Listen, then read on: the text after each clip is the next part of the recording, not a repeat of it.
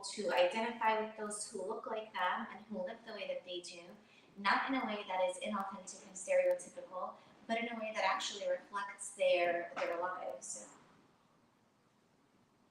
And finally, although it is not required in school curriculum, and research shows us that over 90% of curricula across public schools in the country are written from a Eurocentric lens and focus on Eurocentric authors and characters. And so this is not a requirement in school curriculum, but how can teachers use their autonomy to incorporate texts that are representative of our students in an authentic way?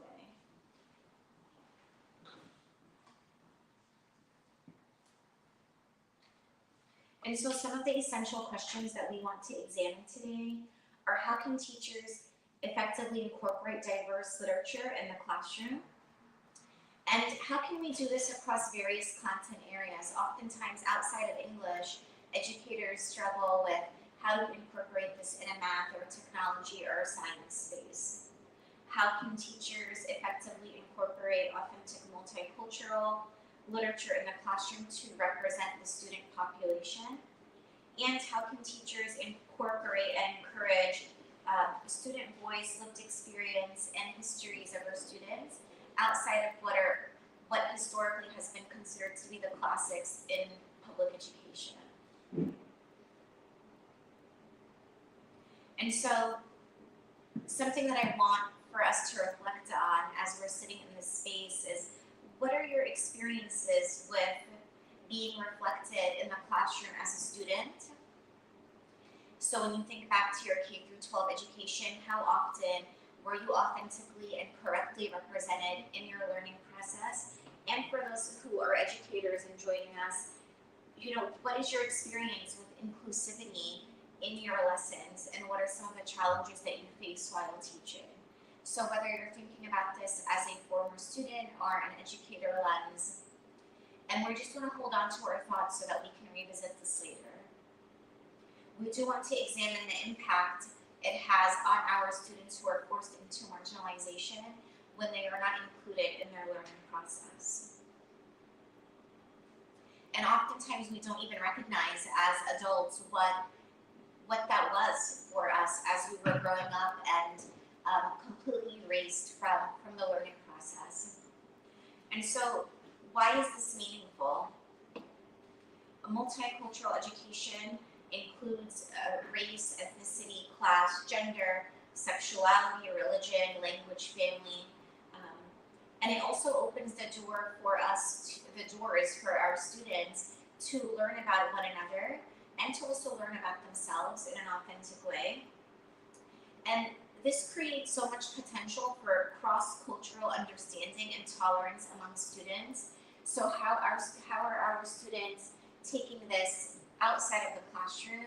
How are they, incorporating this in their lives outside of school, in their communities, in college, and in the workspace, as we prepare our students for to serve their communities and to be present in the real world?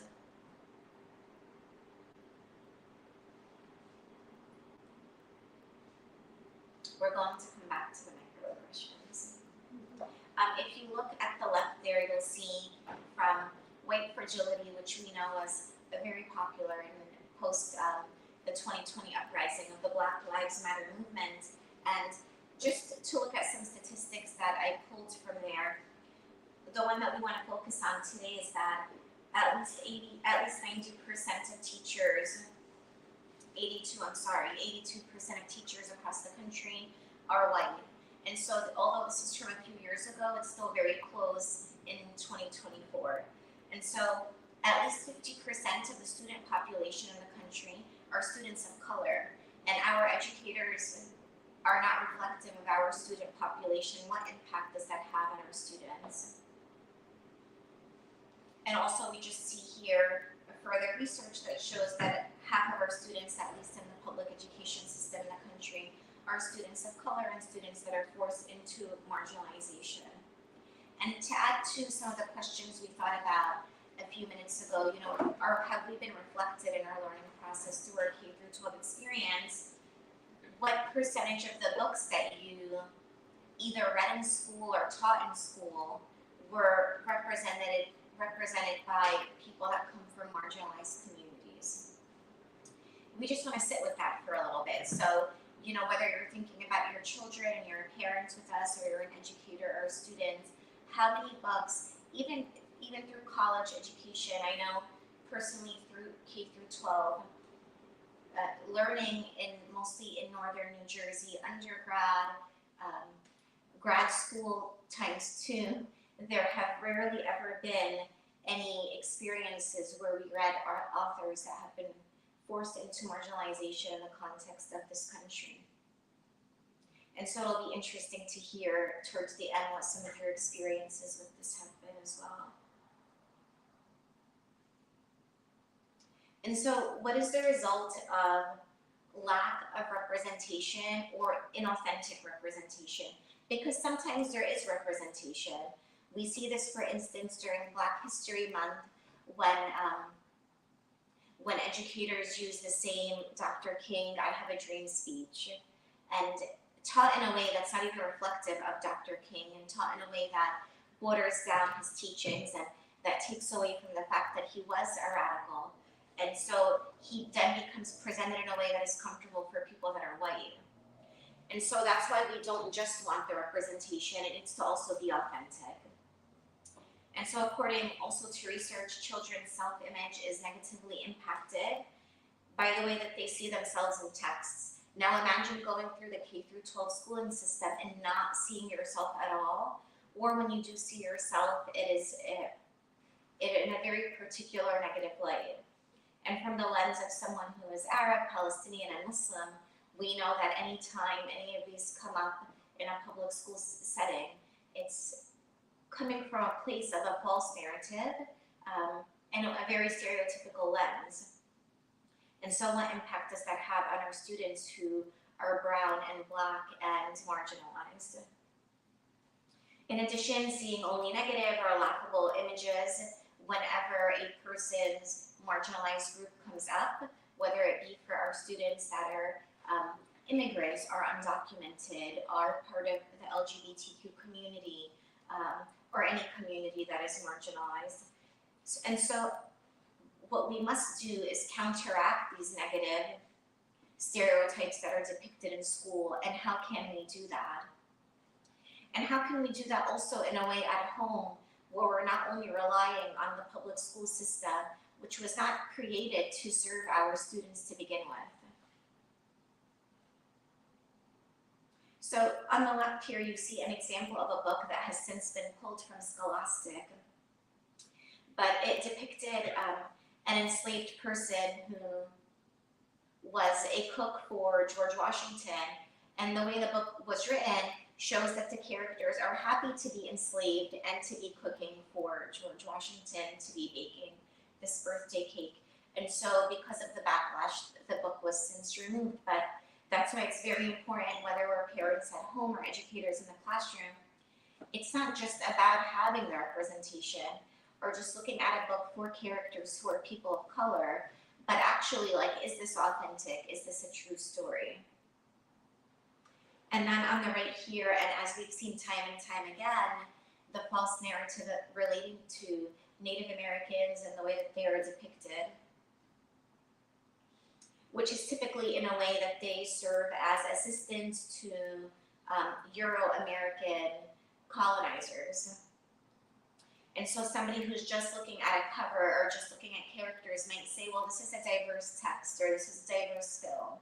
And so oftentimes what happens, unfortunately, is people will check off of their list that they have participated in inclusion and diversity, whether it be at an at-home library or in the classroom, when in fact these texts and films are harmful to our students and to our children.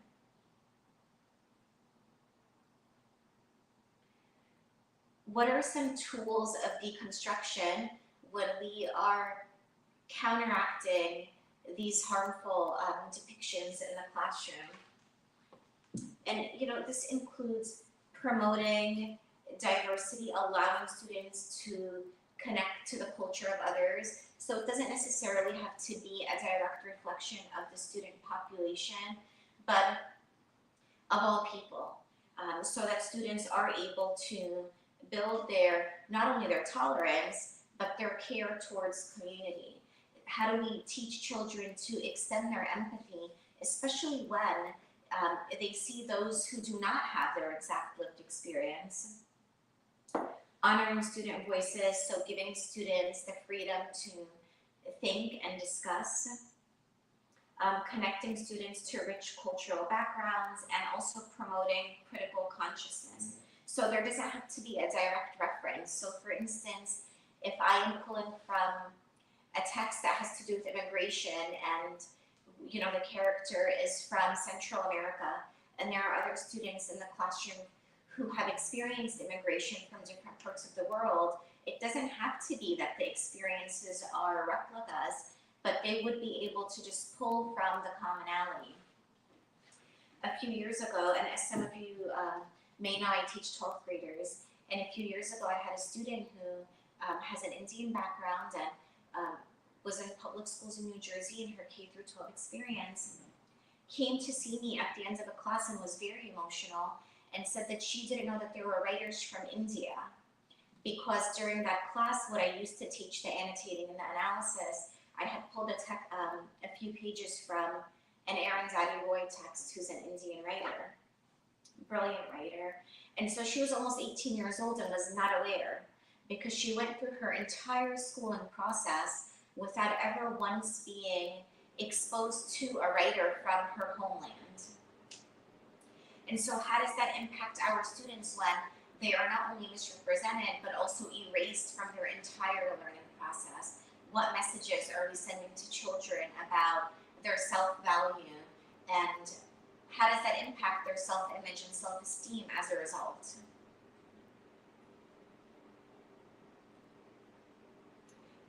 And we could very well counter at home and through schooling the way that students and our children have learned to see themselves.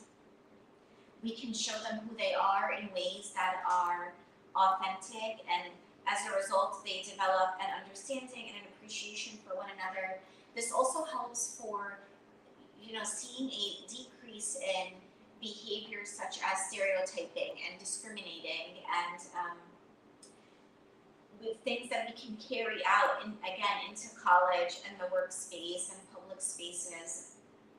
Stereotypes are very much commonly reinforced in literature, and so we want to be able to break down these dangerous single stories that we have seen over and over again across various subjects. And we even see this in the maths and sciences, for instance, when we're not actually learning who the people are that have created, whether it be inventions or tools or formulas, and instead we're seeing a plagiarized version by someone from Europe who has taken ownership of the thing and presented it as their own.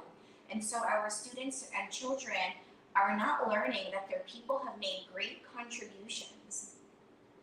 And something that I like to remind my students directly and quite often is, wherever you came from, your people are brilliant, and they have made so many contributions.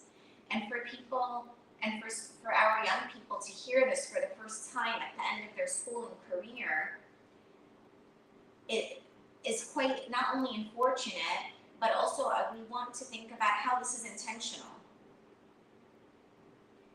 And it might be hurtful to think about this, but it is quite intentional that our kids have been erased from their learning process. And how can we start to undo this? What kind of messages do we want to give our children at home, at least, when we don't have as much control as we would like to have in the school setting? And also, how can we organize within these school communities to counter what schools are reinforcing? So I do want to share with you a couple of lessons that I have used in my classrooms that you can modify and use in yours. And if you want a copy of any of these resources, please let me know. And so something that we hear often as some kind of excuse is, well, we're using these texts because we want to teach particular skills, but we can teach the skills with any text. A lesson that I do with my high school students, and this can be modified for elementary or middle school, has to do with pulling excerpts from various texts from authors from different places. Here we have an author from India, an author from Mexico, a trans author, an author who's Black, and an author who is African. So African American and African.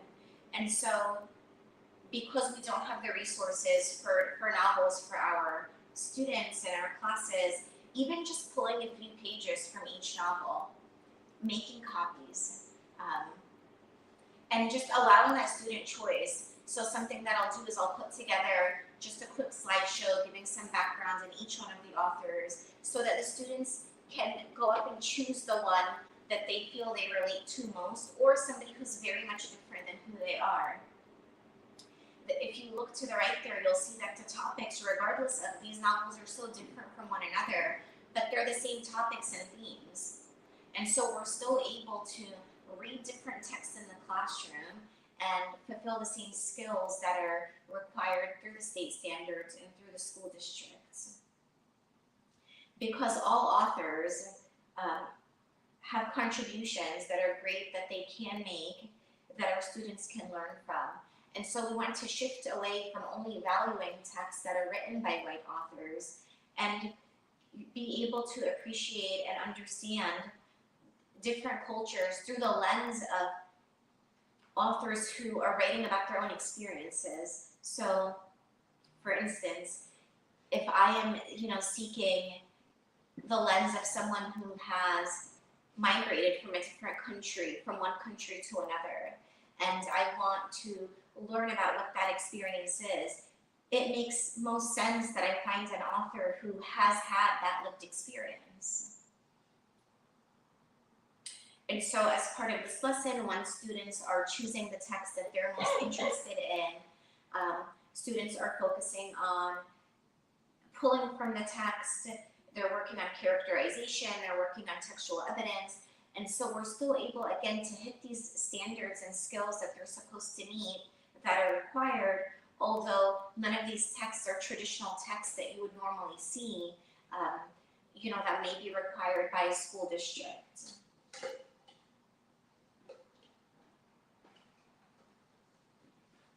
And then even for our students that are in the higher grades, we can then take this and work on analysis. We can still do like analysis sentence starters. What does it look like to analyze, to break down a text? And students also engage, and we'll see on the next slide here, in a discussion. And although they have all read different texts, they can still talk with one another because they learn the same skills and they're looking for the same things in the text. So we don't all have to read the same thing in order to benefit from their readings. And even if I'm, as a student, I'm reading one or two of the texts, for instance, in this particular week, I'm leaving class having exposure to all of these authors and texts. And, we want to think about, again, like, how does this build the self of the student? And this is a way to counter the negative stereotypes and depictions and false narratives that our students have been fed. And as a parent or as a community member who wants to serve students, just thinking about the different type of texts that we want to expose our students to and our children to. And so the next part of this would look like, and this is just directly from my classroom, so that's why there are student directions here. But the next part of this would look like students discussing all of their findings, their short analysis, the characterization, which here I called a character theory, their textual evidence that they used to support that they were able to identify the topics that they were seeking. And if you just skim through these questions here and just very broad questions, so we could find ways to include student choice in the classroom, represent all of our student population by not doing what we imagine is so much extra work as an educator, because we can ask these questions in response to anything that we read. For instance, one of the questions here is, what connections are you able to create to either yourself or to our society? So regardless of the text that students read, they're able to respond and to engage in conversation with one another, and to even build on their speaking and listening skills, in addition to the reading and writing skills that they were building on in the process during the week. And I do want to point out the last question there. How did you respond emotionally to this text? And the reason that I was compelled to include this is because many students were having emotional reactions to the text because they had never had exposure. And so it was important for them to discuss how they were feeling. And we know that oftentimes public education and private education dehumanizes our kids. And so how do we humanize our children again in the classroom? And part of that includes recognizing that they are beings with a mental and emotional state, and that they are not only in our presence to serve an academic purpose. And as Dr. Bettina Love reminds us, students can best learn from us when they feel that we love them. Otherwise, could they learn? Of course, but it's far more challenging. But when our students know that, we not only see them and hear them, but we also love and accept them. And something to ask ourselves as educators is, how do our kids know that we love and accept them when we remove them from their learning process in the duration of the time that we have them?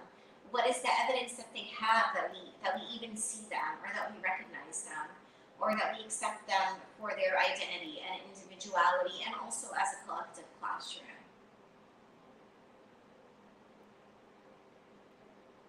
We're going to include our breakout session in our Q&A. And so just more assignment ideas. Something that I do is an author study, where students are encouraged to choose an author that's from a marginalized group. And again, although students are reading different texts and they're focusing on different authors, they're still learning the same skills. And the purpose of this is to have students, to be exposed to authors whose experience may reflect theirs, or if they have had their experience of reading an author who reflects their experience, I would then encourage them to read someone else who has had a very different experience than they've had. This can even be a supplemental reading if we have mandatory readings that we need to get through in a particular quarter or school year. And so the point is that we do have some autonomy. And a lot of times we hear, well, I don't have any autonomy in the classroom. But we do have some. And we could create, yes, is this extra work for us? Yes. But we want to be able to recognize that this is very much worth our time, because teaching it, is one of those careers that we go into, not to become wealthy for most folks, but because we love and care about our students and our communities. And this is one way to extend that to the children in front of us. And so again, these would just have been some directions for that assignment. And so you have these various texts that you see up here, and students can still focus on the same skills and the same goals.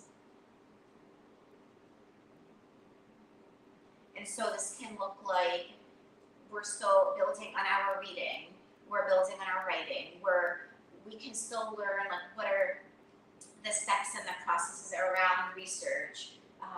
We can still focus here, like this being an English classroom as the example, we can still focus on a theme, for instance. And so there are many ways, and we can do this in a science classroom where students are focusing on a scientist, and you're implementing the same skills for all of the students. Because some of the feedback that I hear from educators in this workshop is, well, this doesn't work unless it's like a literature lesson or an English lesson.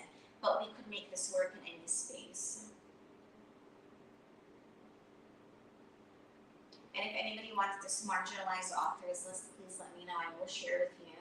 But this is just a list for students that they can choose from just to have a place to start. It could be overwhelming just to broadly search marginalized authors.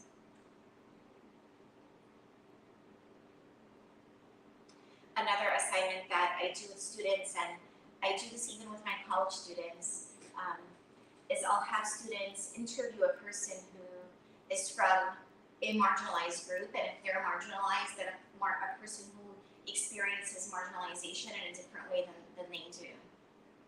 And so just being able to create questions that allow us to think about what somebody else's lived experience is outside of ourselves. And this, outside of just reading and writing and listening and speaking, this also allows for young people to extend their empathy, especially when it is not their direct experience.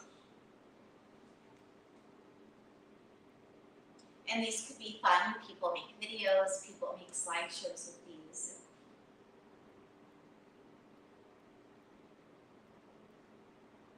And so just again, another way to show that although they have different focuses in this project, they still would be focusing on the same skills.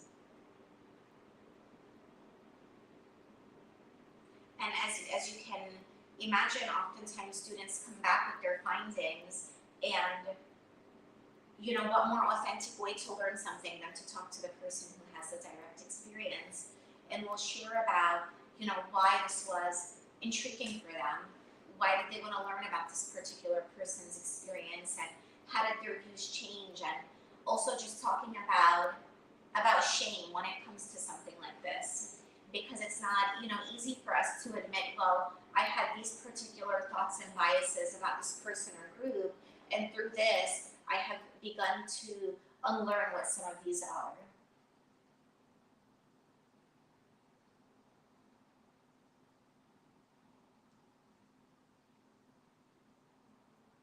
And so again, to use literature as a deconstructive tool, and multiculturalism should actually be the norm.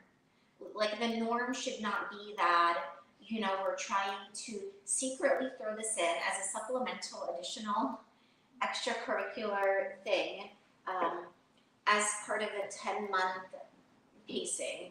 So this should be the norm. We should always be learning about how everyone has made contributions, and our students should always be reflected in their learning process.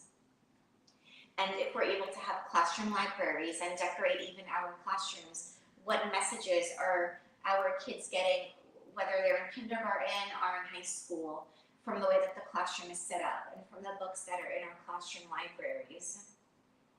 And also, are we thinking about deconstructing as we are putting up posters in the classroom or various messages and books in our libraries?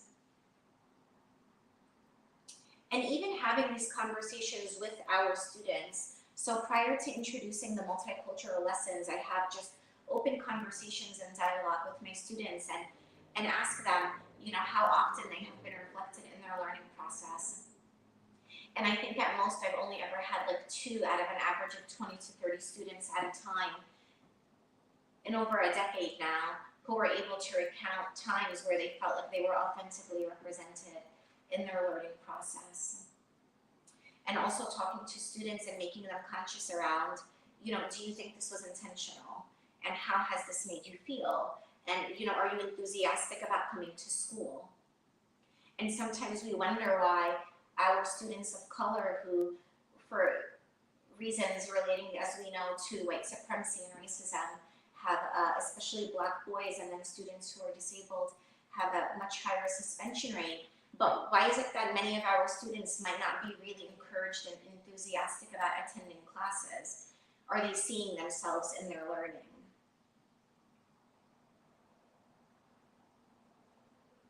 And also just, thinking about how our kids pay the consequence for the erasure of their own learning. And even post-high school, how long are they paying the price for not being included in their learning process? A lot of us didn't learn about our own, cultures and backgrounds and such until we were in our adulthood. And what would it have been like if as children we started on this journey to learn about the brilliant contributions that our people have made? And so here on this slide we have the difference between critical race theory and culturally responsive teaching. We saw in the last couple of years the heightened backlash against critical race theory because people in the country thought that we were going to incorporate multiculturalism essentially in the classroom.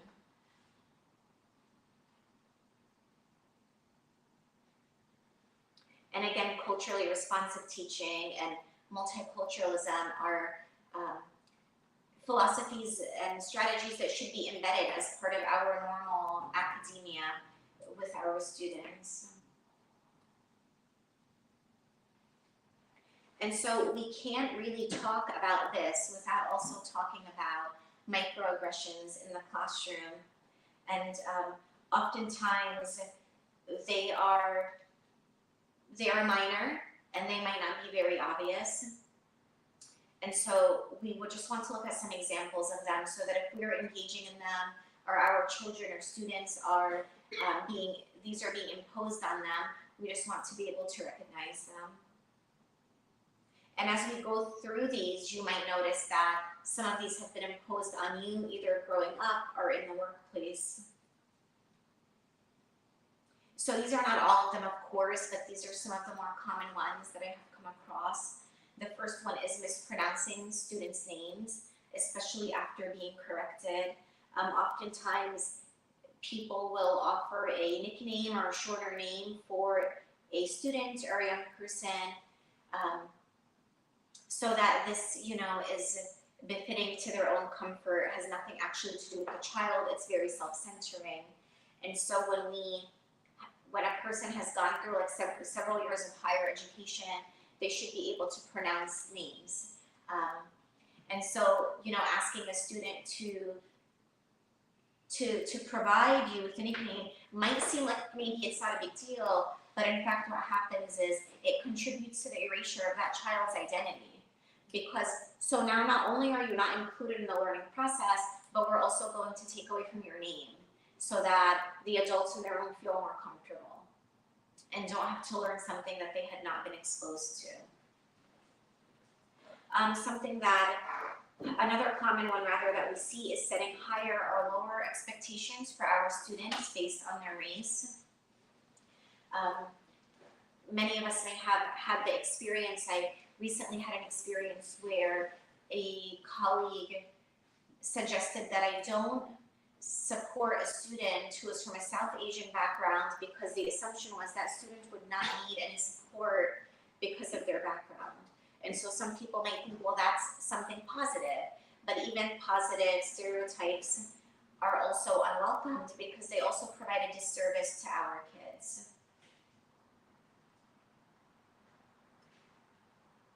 Also teaching a lesson about Black people or people of color once a year. And again, like checking that off on the list.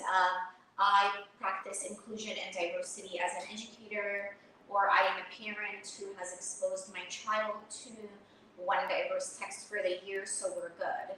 And so we just want to be, mindful of this. Like, are we only during Hispanic Heritage Month, as it is right now, or, whether it be related to Native American or Black or Arab American or any group? Are we only teaching about people who are forced into marginalization in the context of this country once a year, or perhaps like updating a bulletin board and feeling that we have then fulfilled the educational process for our students? Another common one is asking a student to speak on behalf of all of their people. This can be something that, could come from a well-intentioned place, somebody who wants to learn about their students' experience. As the adults in the room, it is our responsibility to look into this on our own time with the intention of better learning our students or speaking to a student in a smaller group, as opposed to having the student respond on all of their people. Those of us who are also Muslim here may have had this experience growing up where you are asked something in the classroom and now you're speaking on behalf of 2 billion people. It's not within the capacity of a child, it's unfair. And so just being mindful of that, and a lot of these people might look at it and think, well, they come from a place of being well-intentioned, and while we could recognize that, they can also be harmful. And so how can we respond in a way that better serves our kids? Also assigning a test or a project the day of or immediately following a non-mainstream holiday. So we really should take it upon ourselves to learn about what are other non-mainstream holidays that are occurring throughout the school year, so that we are avoiding particular days, which is not really many more days. There are probably more American holidays than anything else, so we're not adding many more days to the calendar. But how do we, do it in a way so that our students are not being disserviced? So for instance, over 10 years ago when I started working in my school district, I had not heard of Three Kings Day. I did not know much about Diwali, for example. And before it became more common and mainstream to close the district down on those holidays, I wanted to learn about them. Made sure that I tried to avoid particular things on those days so that all of our students were able to participate and not home on their holiday, for instance, like working on an essay or a project and taking away from their family time. So you might notice really a common theme here, which is just about building your awareness. So wanting to build that awareness outside of what is required of us.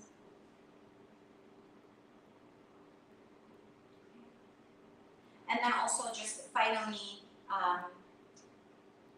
not acknowledging that people from communities that are forced into marginalization exist. It's very much important that we are behaving in a way and are acting in a way that is showing that we are aware and recognizing that all of these communities that are forced into marginalization that our students are from not only should just be included for representation purposes, but should be centered in the learning process, especially knowing how negative the consequences are that our students experience as a result of being erased from the learning process.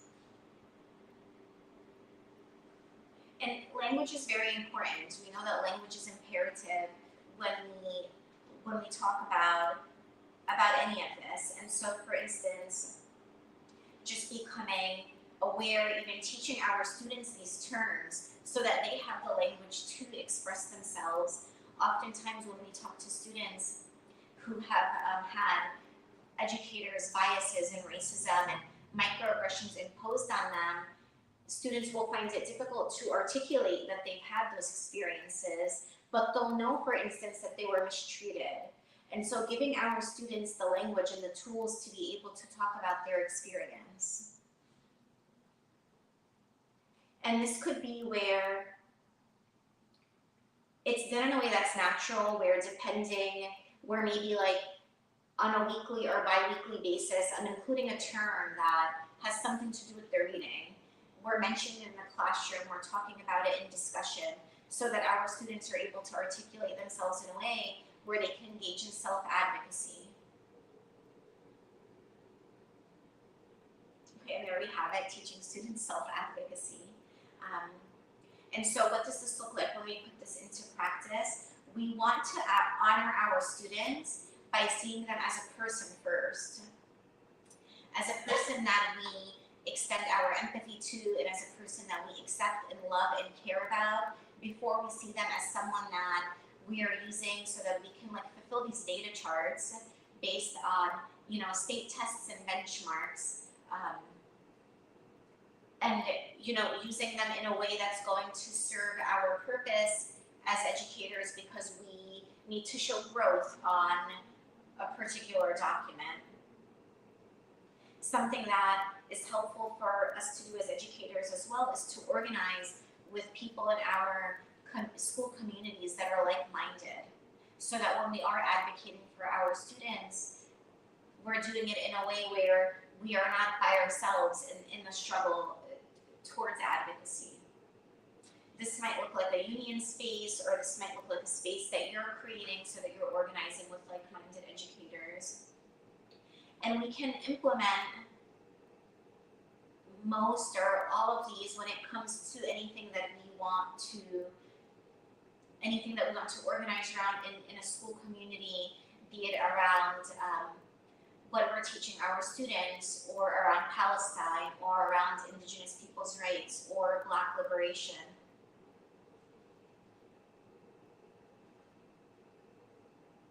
And here we have some examples of nonfiction texts that relate to anti-racism, and I can also share this list with anyone if you would like access to this.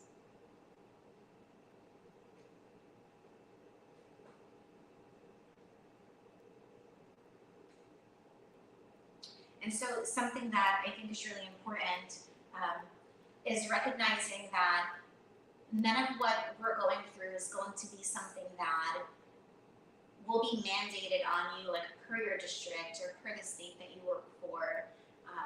This is part of serving our students and serving our communities.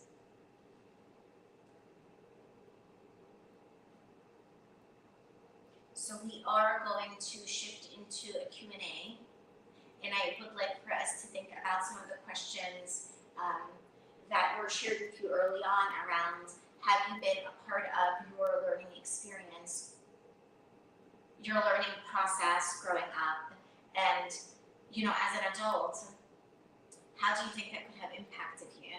And how do you think it could have impacted you to be included in your learning process and to not have had the very common experience of learning about who you are and who your people are and your people's contributions as an adult?